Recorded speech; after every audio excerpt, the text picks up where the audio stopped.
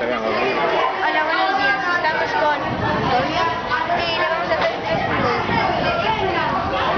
¿Cuál fue el último libro que leíste?